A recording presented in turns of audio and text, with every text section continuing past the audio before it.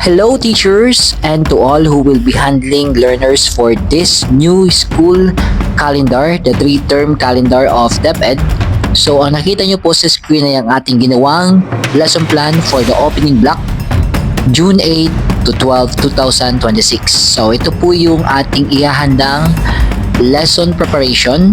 Although this is not mandatory, so based on our orientation, hindi naman kailangan na formal yung ating first week.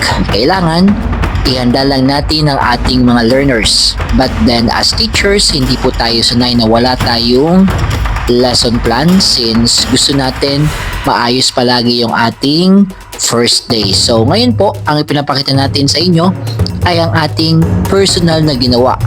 Suggested lesson plan for the opening week. Again, ito po ay suggested lamang, meaning to say, kayo pa rin po yung mag-final kung ito po ay inyong susundin o hindi. Ito po ay nakabase or aligned sa ibinigay na sample opening block given by DepEd. So, pwede nyo po itong gamitin or sundan na lamang. So, makikita nyo po dyan, ito po ay may 5 session. So, depende po sa kung ano ang susundin ninyo. But then, ito po ay good or true to all. So, pwede po kahit sinong teacher, kinder to senior high school. So, yan po yung pinapakita natin, sample na tututukan. For example, yung bagong flexible learning, yung 4 na H. So, andyan po, ipapaliwanag natin. So, dito sa ating lesson plan, nandyan na po yung tungkol sa discussion natin. Yung ating gagawing classroom orientation sa ating mga learners, yung election of officers. So, nasa first day yan. Yung mga game-based activities. So, nandyan din po.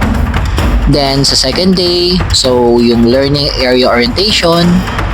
And then, third, yung conduct ng beginning assessment, RMA, Carla, etc. Sa fourth day, continuation. And then sa fifth day, parents orientation or general assembly.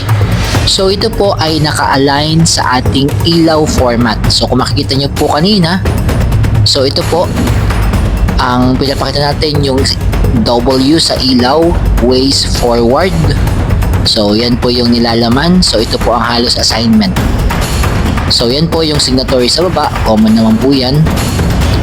Then, sa pinaka-last, nakikita nyo po yung reflection. Then, balikan natin yung format. Yung format ng ilaw, ways forward. Ayan po.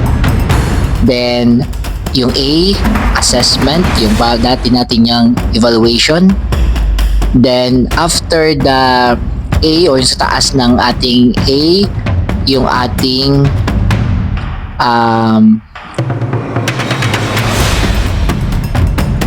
learning experience.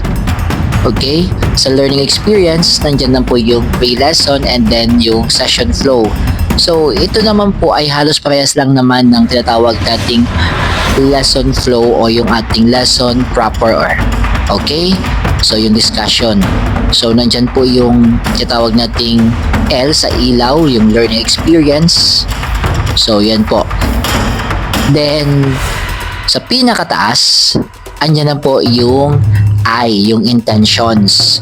So, nandyan po, sa baba niya, makikita nyo ang learning objectives, learning competency, learning resources, learning context. So, nandyan na po. So, makikita nyo po dito, meron tayong 5 learning objectives kasi good for 5 days po ito. Then, of course, sa taas, so, yan na po yung basic details, personal details niyo as teachers. So, yung logo ng school, ayan. So, I know you will be asking how to download this file. So, ilalagay ko po yung soft copy nito sa description nitong video. Then, lahat po ito, lalagay natin.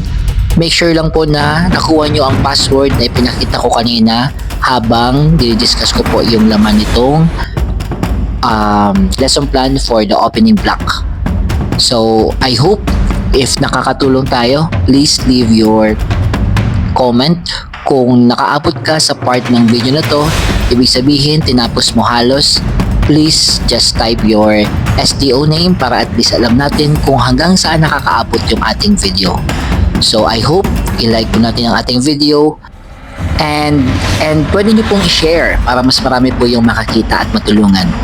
So thank you po for watching and good luck po sa ating opening ngayong June 8. God bless po!